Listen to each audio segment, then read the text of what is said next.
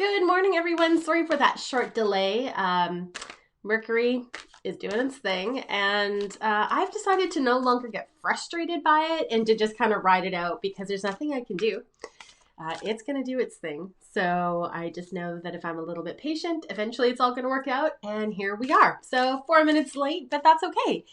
So if we haven't met, if you don't know who I am by now, cat hairs flying around. I'm Seryna Myers. I'm a sacred soul mentor who helps people on the rise really embrace their potential. So they're looking at all of the obstacles between where they are right now and what their heart's truth and their soul purpose really is. And then we are just busting through them one by one. It's pretty miraculous work, I'm not going to lie. And so every week I come into the Lightwalker's Path, my Facebook community, and I share what the energies of that week are going to be. And then, of course, if you're watching this on YouTube where the replays hang out, then here we are. Now, here's the really beautiful thing, and I say this every week, but I just want to give you the reminder that energy is not linear. It's everywhere in all times, all places, all dimensions. And so if you stumble across this video 6 weeks, 3 months, 4 years from now, the message is still entirely for you, even though when I pulled the cards, it was intended for this week. We are on the other side of the new moon. This one was the most gentle one I've experienced in a super long time. I actually slept really well. And before I went to bed, and I actually, if you didn't do this last night, I really encourage you to do it tonight because we're still in that new moon creative manifestation type energy. Before I went to bed last night, I started laying out like what my goals were for this next month. I actually declared them in bed before I went to sleep, and it was just a really nice way of working with the alignment of the moon's energy and also making that powerful declaration for myself and to the universe so that I could just be really clear about what it was that I was inviting in. And I should also note that next week I'm running a free video series. It's 3 parts. And it's actually kind of tied a little bit into that same sort of energy. It's really about working through all the things that are in the way of deeply, deeply connecting to your heart's truth, to your intuition, and to your guides. And it is going to be a really beautiful 3-part series. So you've got Tuesday and Thursday that you can catch up. Not a massive time demand, but really big heart opening and soul expanding on the other side. So I've added the link to this video for you to be able to sign up, and I hope you'll join me there. Okay, now all that preamble is done. Let's get to the energy of this week. So we're just going to invite in the message that'll be most supportive for the people who are going to see this video right now. Okay, Lady Portia is coming up. Okay, whoops, let's try to get the light not reflecting off of her. Here we go. The first message that I'm receiving about this card is the reminder that everything is happening according to divine timing. So we have our human ways of being, we have the way things we want them to be, we have the timelines that we have set up, and things don't always go according to plan. Now, when we are in Mercury retrograde season, we're going to feel that even more so. And so this is really an invitation to a few things. The first part is I'm hearing a softening of our rigidity, where we are not in that place of like, this is the way, and we can really open up and allow things to unfold, and that we're doing it not in some complacent way, but in this way that feels real trust and real knowing that it is actually happening according to plan, even if that plan is not our own. There's a second element that was wanting to come through. Where did it go? Okay. The second element is about, okay, there we go. Thank you. So Lady Portia is one of the keepers of the violet flame. I've actually talked about the violet flame on my podcast, The Lightwalker's Path. So you can go and take a look at it as well if you want. There's, I believe, even a meditation in it to be able to work with the violet flame.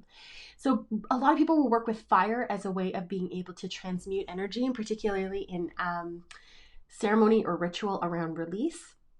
And the violet flame is like that on steroids. It is the most powerful tool that I know of for transmutation. And the thing that's really beautiful is that when we're offloading our stuff into it and we're handing it over, the flame actually transmutes it into something really beautiful and potent and nourishing for the universe, for the Divine Mother. So it's really It's a way of not just offloading our energy, but being able to change it into something really beautiful. And so the reason they were bringing the violet flame forward, particularly with Lady Portia, is because of our expectations. So this again comes back to our rigidity, and like this is how we planned it, and so we try to force things into this way.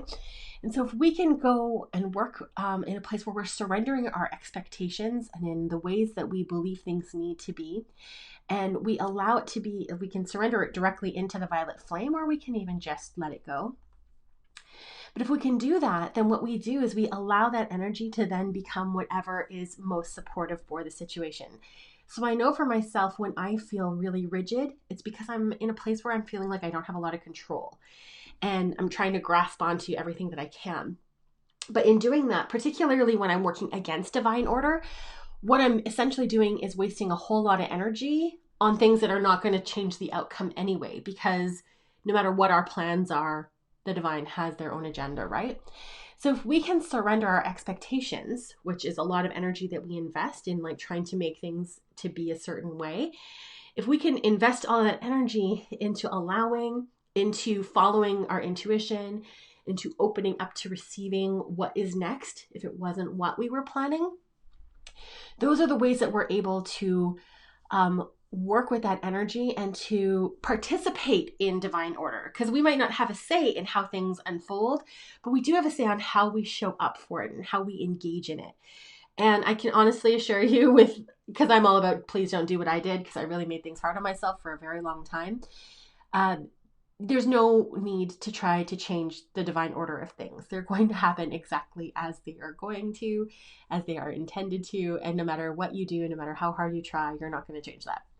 So why not use the energy in a more beautiful, supportive way that feels really good to you and feels co-creative with the divine? And I feel like that co-creative energy is coming forward, particularly because of last night's new moon, because that's exactly what that energy is all about. So this is not asking you to become a passive member in your life where you just become an observer and you allow like the universe to do its thing. You still get to actively participate, but you're being invited to do so in a way that says, let's surrender expectation, let's open up and honor divine flow, and let's make plans, but be willing to kind of work with them and be willing to pivot and shift a little bit if they don't go exactly according to plan because the divine has intervened. That is the energy for you for this week, my loves. So we will do the same thing again next week. Same bat time, same bat channel, same bat time-ish, I guess, because who knows, Mercury will still be retrograding next week. I would love to hear how this resonated for you. So let me know in the comments how this feels, how you can show up in that way. And again, we're starting the video series next week. I would absolutely love it if you'd join me. So the link is in the description of this video if you'd like to sign up. All right, have a beautiful rest of your day, my sweets. Take care.